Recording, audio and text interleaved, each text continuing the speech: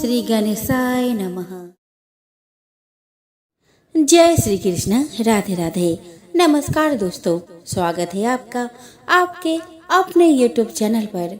दोस्तों, सत्यनारायण व्रत हिंदी पंचांग के अनुसार हर महीने की पूर्णिमा को किया जाता है। श्री सत्यनारायण व्रत की कथा को सुनने का फल हजारों सालों तक किए गए यज्ञ के बराबर माना जाता है। किसी भी शुभ कार्य या मनोकामना पूरी करने हेतु विधि विधान से सत्यनारायण भगवान की पूजा और कथा करवाई जाती है। शास्त्रों के मुताबिक ऐसा माना गया है कि इस कथा को सुनने वाला व्यक्ति व्रत रखता है तो उसके जीवन के दुखों को श्री हरि विष्णु खुद ही हर लेते हैं। स्कंद पुराण के अनुसार भगवान सत्यनारायण श्री हरि विष्णु का ही दूसरा रूप है और इस कथा की महिमा को भगवान सत्यनारायण ने अपने मुख से देवर्षि नारद को बताया और सुनाया था। चलिए दोस्तों, अब यहाँ पे हम देख लेते हैं सत्यनारायण कथा की पूजन सामग्री के बारे में। तो दोस्तों, सत्यनारायण की कथा में हमें शालिग्राम जी की मूर्ति, काला तिल, कलश, गंगा जल, गरीगोला, रोली, मोली, इत्र, इलायची, गमलगट्टा, चावल, दूर्बा, पंचमेवा, पीली सरसों, बतासा, बेलगिरी, लाल चंदन, सिंदूर, शहद, लौंग, सुपारी, कपूर, हल्दी, आम के पत्ते, ऋतुफल, कपड़ा। कपड़े में आप 1.25 मीटर लाल और 1.25 मीटर पीला कपड़ा ले, तुलसी दल, चौकी, केसर, पंचरत्न, धूप, नेवद, पंचपल्लव, गुलाब के फूल, पंचामृत, दूध, दही, घृत, शहद, शक्कर, पान का पत्ता, पुष्पों की माला, बंधनवार, जनेऊ, श्रीफल, गूगल, आम की लकड़ी, इंद्र जौ, देसी घी, नवग्रह, समिधा और हवन सामग्री की पैकेट। चलिए आप देख लेते हैं सत्यनारायण भगवान की पूजन विधि के बारे में। तो पूर्णिमा के दिन शाम के समय स्नान आदि से निवृत्त होकर पूजा स्थान में आसन पर बैठ जाए। पूजा के स्थान पर रंगोली बनाने के बाद उस रंगोली पर चौकी को रख देवे। फिर उस पर सतिया बनाते हैं। उस सतियों पर केले के पत्ता रख सुंदर सिंहासन पर भगवान का चित्र अथवा शालिग्राम जी की और गणेश जी की मूर्ति विराजमान करने के बाद कलश रखते हैं। सबसे पहले कलश की पूजा कर फिर श्री गणेश, गौरी, वरुण, विष्णु आदि सब देवताओं का ध्यान करके पूजन करें और संकल्प ले कि मैं सत्यनारायण भगवान का पूजन तथा कथा और श्रवण सदैव करूंगा या करूंगी। फिर पुष्प हाथ में लेकर सत्यनारायण भगवान का ध्यान करें।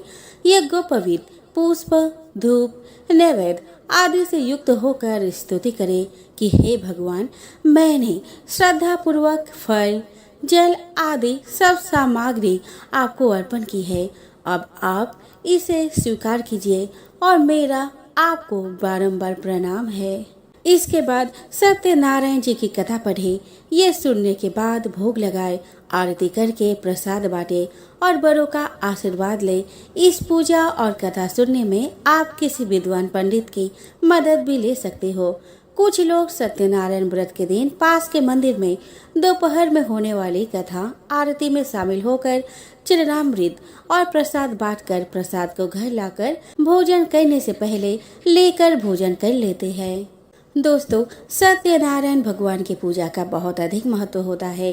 श्री सत्यनारायण व्रत कथा के कुल 5 अध्याय है, जिनका श्रवण करने से मनुष्य के सभी कष्ट मिट जाते हैं। चलिए दोस्तों, हम श्रवण करें श्री सत्यनारायण भगवान व्रत कथा का पहला अध्याय। श्री सत्यनारायण भगवान की जय। श्रीमन नारायण नारायण नारायण, भज मन नारायण नारायण नारायण।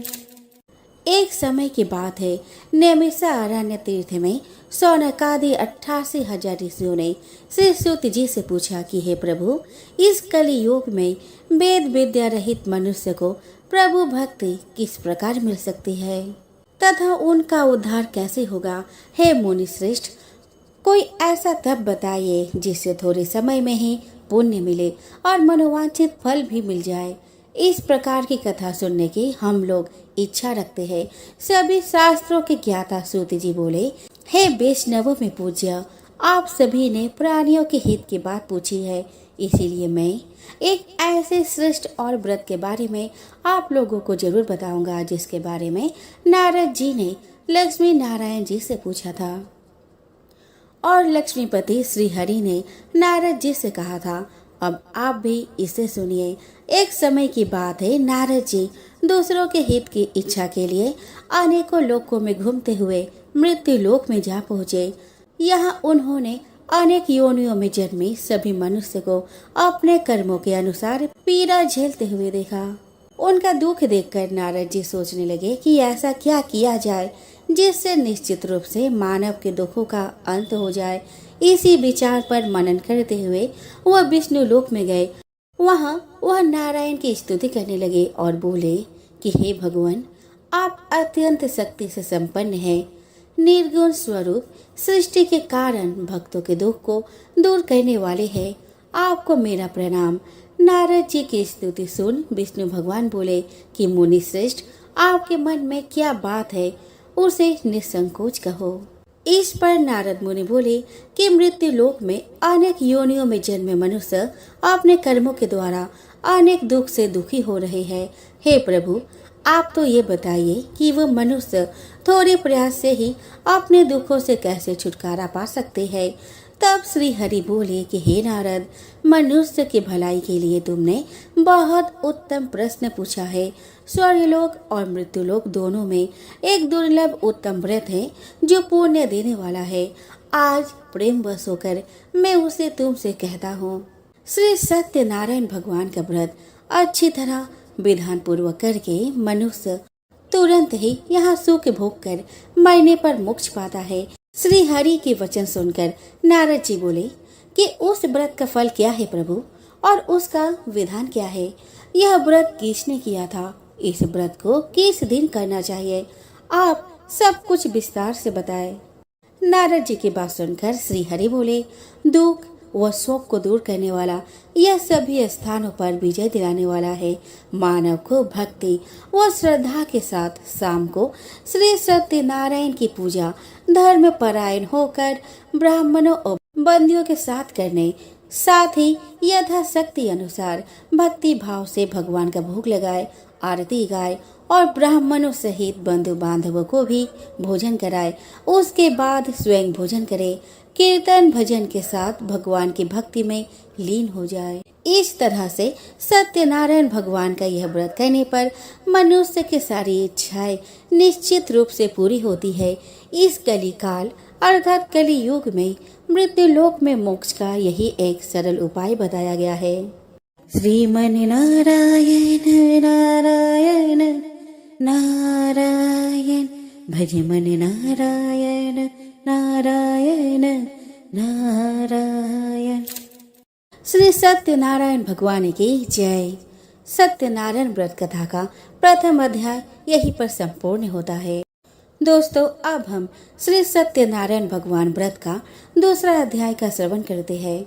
तो सूत जी बोले कि हे ऋषियों, जिसने पहले समय में इस व्रत को किया था उसका इतिहास कहता हूँ, ध्यान से सुनो। सुंदर काशीपुरी नगरी में एक अत्यंत निर्धन ब्राह्मण रहता था। भूख प्यास से परेशान वह धरती पर घूमता रहता था। ब्राह्मणों से प्रेम करने वाले भगवान ने एक दिन ब्राह्मण का वेश धारण कर उसके पास जाकर पूछा, हे विप्र, नित्य दुखी होकर तुम पृथ्वी पर क्यों घूमते हो? दीन ब्राह्मण बोला कि मैं निर्धन ब्राह्मण हूँ, भिक्षा के लिए धरती पर घूमता हूँ। यदि आप इसका कोई उपाय जानते हो तो बताइए। वृद्ध ब्राह्मण रूपी भगवान ने कहा कि सत्यनारायण भगवान मनोवांछित फल देने वाले हैं, इसीलिए तुम उनका पूजन करो। इसे करने से मनुष्य सभी दुखों से मुक्त हो जाता है। वृद्ध ब्राह्मण बनकर आए सत्यनारायण भगवान उस निर्धन ब्राह्मण को व्रत का सारा विधान बताकर अंतर्ध्यान हो गए। अगले दिन सुबह उठने के साथ ही उस बूढ़े ब्राह्मण ने मन में संकल्प किया कि सत्यनारायण का व्रत करूंगा, और फिर अपने नित्य कर्मों से फ्री होकर वो भिक्षा के लिए चल पड़ा। उस दिन उसे भिक्षा में बहुत सा धन प्राप्त हुआ। उसी धन से उसने परिवार के साथ भगवान श्री सत्यनारायण की पूजा की। इस व्रत के करने से कुछ दिन बाद उसके सभी दुखों और कष्ट दूर होने लगे और देखते ही देखते एक संपन्न और अनेकों संपत्तियों का मालिक बन गया। तब हर महीने की पूर्णिमा के दिन वे ब्राह्मण सत्यनारायण की पूजा करने लगा। इस प्रकार सत्यनारायण भगवान के इस व्रत को करके वो श्रेष्ठ ब्राह्मण सभी पापों और गरीबी से मुक्त हो गया और उसने एक दुर्लभ मोक्ष पद को प्राप्त किया। इस तरह से सत्यनारायण भगवान के व्रत को जो मनुष्य करेगा वह सभी प्रकार के पापों से छूटकर मोक्ष को प्राप्त होगा। जो मनुष्य इस व्रत को करेगा वह भी सभी दुखों से मुक्त हो जाएगा। सूत जी बोले कि इस तरह से नारद जी से नारायण जी का कहा हुआ श्री सत्यनारायण व्रत को मैंने तुमसे कहा है। विप्रो, मैं अब और क्या कहूँ। ऋषि बोले कि हे मुनिवर, संसार में उस विप्र को सुनकर और किस किस ने इस व्रत को किया, हम सब इस बात को सुनना चाहते हैं। इसके लिए हमारे मन में श्रद्धा का भाव है। सूत जी बोले कि हे मुनियों, जिस जिस ने इस व्रत को किया है वह सब सुनो। एक समय वही विप्र धन और ऐश्वर्य के अनुसार अपने बंधु बांधव के साथ इस व्रत को करने को तैयार हुआ। उसी समय एक लकड़ी बेचने वाला वृद्ध आदमी आया और लकड़ियां बाहर रखकर अंदर ब्राह्मण के घर गया। प्यार से दुखी वह लकड़हारा उनको व्रत करते हुए देख विप्र को नमस्कार कर पूछने लगा कि आप यह क्या कर रहे हैं तथा इसे करने से आपको क्या फल मिलेगा, कृपया करके मुझे भी बताएं। ब्राह्मण ने कहा कि सब मनोकामनाओं को पूरा करने वाला यह सत्यनारायण भगवान का व्रत है। इनकी कृपा से ही मेरे घर में धन धान्य आदि की वृद्धि हुई है। विप्र से सत्यनारायण व्रत के बारे में जानकर लकड़हारा बहुत प्रसन्न हुआ। चरणामृत लेकर वह प्रसाद खाने के बाद वह अपने घर गया। लकड़हारे ने अपने मन में संकल्प किया कि आज लकड़ी बेचने से जो धन मिलेगा उसी से श्री सत्यनारायण भगवान का उत्तम व्रत करूंगा। मन में इस विचार को ले बूढ़ा आदमी सिर पर लकड़ियां रखकर उस नगर में बेचने गया जहां उसे अपने लकड़ियों का दाम पहले से 4 गुना अधिक मिला। बूढ़ा प्रसन्नता के साथ पैसे लेकर सत्यनारायण भगवान की मूर्ति और व्रत की अन्य सामग्री लेकर अपने घर गया। वहां उसने अपने परिजनों को बुलाकर विधि विधान से सत्यनारायण भगवान का पूजन और व्रत किया। इस व्रत के प्रभाव से वह बूढ़ा लकड़हारा धन पुत्र आदि से युक्त होकर संसार के समस्त सुख भोग अंत काल में बैकुंठ धाम चला गया। श्रीमन नारायण नारायण नारायण, भज मन नारायण नारायण नारायण। श्री सत्यनारायण भगवान की जय। तो दोस्तों, यहाँ पर सत्यनारायण व्रत कथा का 2वां अध्याय संपूर्ण होता है। चलिए दोस्तों, अब हम श्री सत्यनारायण भगवान व्रत कथा का 3वां अध्याय का श्रवण करते हैं। तो दोस्तों, सूत जी बोले कि हे श्रेष्ठ मुनियों, अब आगे की कथा कहता हूँ। पहले समय में उल्का मुख नाम का एक बुद्धिमान राजा था। वह सत्यवक्ता और जितेंद्रिय था। प्रतिदिन देवस्थानों पर जाता और निर्धनों को धन देकर उनके कष्ट दूर करता था। उसकी पत्नी कमल के समान मुख वाली और सती साध्वी थी। भद्रशिला नदी के तट पर उन दोनों ने श्री सत्यनारायण भगवान का व्रत किया। उसी समय साधु नाम का एक वैश्य आया। उसके पास व्यापार करने के लिए बहुत सा धन भी था। राजा को व्रत करते देखकर वह विनय के साथ पूछने लगा कि हे राजन, भक्ति भाव से पूर्ण होकर आप ये क्या कर रहे हैं? मैं सुनने की इच्छा रखता हूँ, तो आप कृपा करके मुझे बताएं। राजा बोला कि मैं बंधु बांधव के साथ पुत्र आदि की प्राप्ति के लिए श्री सत्यनारायण भगवान का व्रत व पूजन कर रहा हूँ। राजा के वचन सुन साधु आदर से बोला कि हे राजन, मुझे इस व्रत का सारा विधान कहिए। मैं भी इस व्रत को करूँगा। मेरी भी संतान नहीं है और व्रत को करने से निश्चित रूप से मुझे संतान की प्राप्ति होगी। राजा से व्रत का सारा विधान सुन व्यापार से निवृत्त हो वह अपने घर आया। साधु ने अपने पत्नी को संतान देने वाली इस व्रत का वर्णन कह सुनाया और कहा कि जब मेरी संतान होगी तब मैं इस व्रत को करूंगा। साधु ने इस तरह के वचन अपने पत्नी लीलावती से कहे। एक दिन लीलावती पति के साथ आनंदित हो सांसारिक धर्म में प्रवृत्त होकर सत्यनारायण भगवान की कृपा से गर्भवती हो गई। 10वें महीने में उसके गर्भ से एक सुंदर कन्या ने जन्म लिया। माता पिता ने अपने कन्या का नाम कलावती रखा। एक दिन कलावती की माँ लीलावती ने अपने पति को याद दिलाया कि आपने सत्यनारायण भगवान के जिस व्रत को करने का संकल्प किया था उसे करने का समय आ गया है। आप इस व्रत को करिए। साधु बोला, हे प्रिय, इस व्रत को तो मैं उसके विवाह पर करूंगा। इस प्रकार अपनी पत्नी को आश्वासन देकर वह नगर को चला गया। साधु ने एक बार नगर में अपने कन्या को सखियों के साथ देखा तो उसे लगा कि उसकी कन्या अब विवाह योग्य हो गई है और उसने कन्या के योग्य वर ढूंढना शुरू कर दिया। एक दिन वह साधु एक नगर में पहुंचा और वहां लड़के के सुयोग्य वानिक पुत्र को ले आया। सुयोग्य लड़के को देख साधु ने बंधु बांधवों को बुलाकर अपने पुत्र का विवाह कर दिया।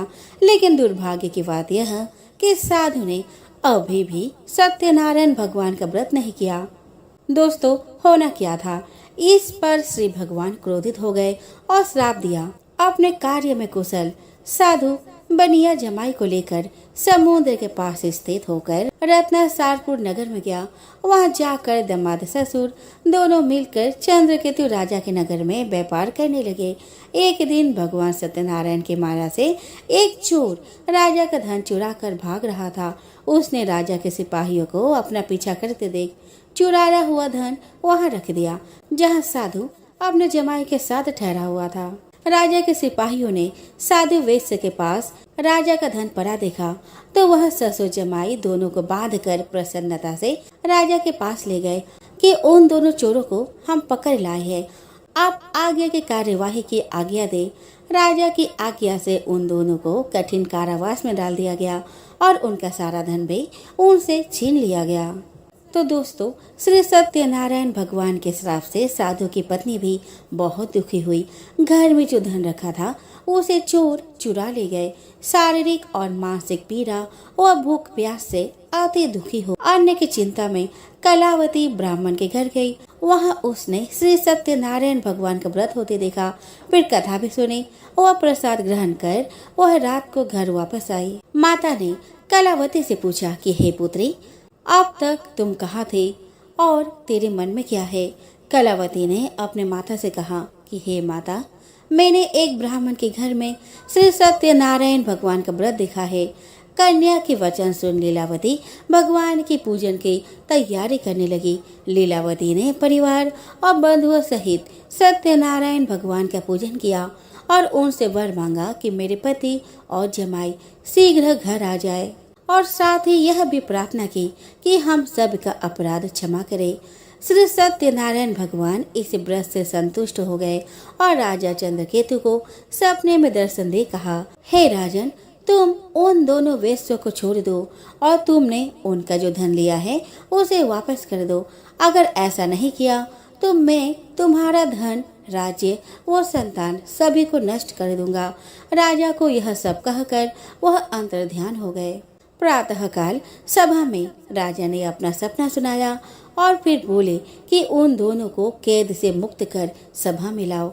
दोनों ने आते हुए राजा का प्रणाम किया। राजा बोला कि महानुभाव, भाग्यवश ऐसा कठिन दुख तुम्हें प्राप्त हुआ है, लेकिन अब तुम्हें कोई भय नहीं। ऐसा कह राजा ने उन दोनों को नए वस्त्र आभूषण में पहनाए और जितना धन लिया था उससे 2 गुना धन वापस कर दिया। दोनों वैश्य अपने घर को चल दिए। श्रीमन नारायण नारायण नारायण, भजमन नारायण नारायण नारायण। श्री सत्यनारायण भगवान की जय। तो दोस्तों, यहाँ पर श्री सत्यनारायण भगवान व्रत कथा का 3रा अध्याय संपूर्ण होता है। अब हम श्रवण करेंगे श्री सत्यनारायण भगवान व्रत का 4था अध्याय। तो सूत जी बोले कि वैश्य ने मंगलाचार कर अपनी यात्रा आरंभ की और अपने नगर की ओर चल दिया। उनके थोड़ी दूर जाने पर एक दंडी वेशधारी श्री सत्यनारायण ने उनसे पूछा कि हे साधु, तेरे नाव में क्या है? अभिमानी वानिक हंसता हुआ बोला, हे दंडी, आप क्यों पूछते हो? क्या धन लेने की इच्छा है? मेरे नाव में तो बेल व पत्ते भरे हुए हैं। वैश्य के कठोर वचन सुन भगवान बोले कि तुम्हारा वचन सत्य हो। दंडी ऐसे वचन कहा वहां से दूर चले गए। कुछ दूर जाकर समुद्र के किनारे बढ़ गए। दंडी के जाने के बाद साधु वैश्य ने नित्य क्रिया के पश्चात नाव को ऊंचे उठते देखकर अचंभा माना और नाव में बेलपत्ते आदि देखकर मूर्छित हो जमीन पर गिर पड़ा। वापस होश आने पर वह अत्यंत शोक में डूब गया। तब उसका दामाद बोला कि आप शोक न मनाए, यह दंडी का श्राप है, इसीलिए उनके शरण में जाना चाहिए, तभी हमारी मनोकामना पूरी होगी। दामाद का बात सुनकर वह दंडी के पास पहुंचा और अत्यंत भक्ति भाव नमस्कार कर बोला कि मैंने आपसे जो असत्य वचन कहे थे उनके लिए मुझे क्षमा कर दे। ऐसा कहकर रोने लगा। तब दंडी भगवान बोले कि हे वानिक पुत्र, मेरी आज्ञा से बार बार तुम्हें दुख प्राप्त हुआ है, तो मेरी पूजा से विमुख हुआ। साधु बोला कि हे भगवान, आपकी माया से ब्रह्मा आदि देवता भी आपके रूप को नहीं जानते, तब मैं अज्ञानी कैसे आपको जान सकता हूँ? आप प्रसन्न होइए, अब मैं सामर्थ्य के अनुसार आपकी पूजा करूँगा। मेरी रक्षा करो और नौका में धन भर दो। साधु वैश्य के भक्ति पूर्वक वचन सुनकर भगवान प्रसन्न हो गए और उसकी इच्छा अनुसार वरदान देकर अंतर ध्यान हो गए। ससुर जमाई दोनों जब नाव पर आए तो नाव धन से भरी हुई मिली। फिर वही अपने अन्य साथियों के साथ सत्यनारायण भगवान का पूजन कर अपने नगर को चल दिए। जब नगर के नजदीक पहुँचे तो दूत को घर पर खबर करने के लिए भेज दिया। दूत साधु की पत्नी को प्रणाम कर कहता है कि मालिक अपने दामाद सहित नगर के निकट आ गया है। दूत की बात सुनकर साधु की पत्नी लीलावती ने बड़े हर्ष के साथ सत्यनारायण भगवान का पूजन कर अपने पुत्र कलावती से कहा कि मैं अपने पति के दर्शन को जाती हूँ, तो कार्य पूर्ण कर शीघ्र आ जाना। माँ के ऐसे वचन सुनकर कलावती ने जल्दी में प्रसाद छोड़ अपने पति के पास चली गई। प्रसाद का अवज्ञा करने से श्री सत्यनारायण भगवान रुष्ट हो गए और नाव सहित उसके पति को पानी में डुबो दिया। कलावती अपने पति को वहां न पाकर रोती हुई जमीन पर गिर गई। नौका को डूबा हुआ देख और कन्या को रोता देख साधु दुखी होकर बोला कि हे प्रभु, मुझसे तथा मेरे परिवार से जो भूल हुई है उसे क्षमा करे। साधु के दीन वचन सुनकर श्री सत्यनारायण भगवान प्रसन्न हो गए और आकाशवाणी हुई कि हे साधु, तेरे कन्या मेरे प्रसाद को छोड़कर आई है, इसीलिए उसका पति अदृश्य हो गया है। यदि वह घर जाकर प्रसाद खाकर लौटती है तो इसे इसका पति अवश्य मिलेगा। ऐसी आकाशवाणी सुन कलावती ने वैसे ही किया जैसा आकाशवाणी के दौरान भगवान ने कहा और फिर प्रसाद ग्रहण करने के बाद जो वो वापस आई तो अपने पति के दर्शन करके अत्यंत प्रसन्न हुई। उसके बाद साधु अपने बंधु बांधव सहित श्री सत्यनारायण भगवान का विधि विधान से पूजा किया और इस लोक का सुख भोग वह अंत में स्वर्ग जाता है। श्रीमन नारायण नारायण नारायण, भज मन नारायण नारायण नारायण। तो दोस्तों, यहाँ पर श्री सत्यनारायण भगवान का चौथा अध्याय समाप्त होता है। बोलो श्री सत्यनारायण भगवान की जय। चलिए दोस्तों, अब हम श्रवण करते हैं श्री सत्यनारायण भगवान व्रत कथा का 5वां अध्याय। तो सूत जी बोले कि हे ऋषियों, मैं और भी एक कथा सुनाता हूँ, उसे भी ध्यान पूर्वक सुनो। प्रजा पालन में लीन तुंगध्वज नाम का एक राजा था। उसने भी भगवान का प्रसाद त्याग कर बहुत ही दुख भोग किया। एक बार जंगल में जाकर वन्य पशुओं को मारकर वह बर के पेड़ के नीचे आया। वहां उसने ग्वालों को भक्ति भाव से अपने बंधुओं सहित सत्यनारायण भगवान का पूजा करते देखा। अभिमानवश राजा ने उन्हें देखकर भी पूजा स्थान में नहीं गया और न ही उसने भगवान को प्रणाम किया। ग्वालों ने राजा को प्रसाद दिया, लेकिन उसने वह प्रसाद नहीं खाया और प्रसाद को वही छोड़ वह अपने नगर को चला गया।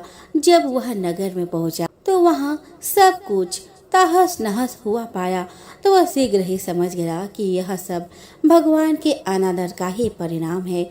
वह दोबारा ग्वालों के पास पहुंचा और विधि पूर्वक पूजा करके प्रसाद खाया, तो श्री सत्यनारायण भगवान की कृपा से सब कुछ पहले जैसा हो गया। दीर्घ काल तक सुख भोगने के बाद मरणोपरांत उसे स्वर्ग लोक की प्राप्ति हुई। जो मनुष्य परम दुर्लभ इस व्रत को करेगा तो भगवान श्री सत्यनारायण की अनुकंपा से उसे धन धान्य की प्राप्ति होगी। निर्धन धनी हो जाता है और भय मुक्त हो जीवन जीता है। संतानहीन मनुष्य को संतान सुख मिलता है और सारे मनोरथ पूर्ण होने पर मानव अंत काल में बैकुंठ धाम को जाता है।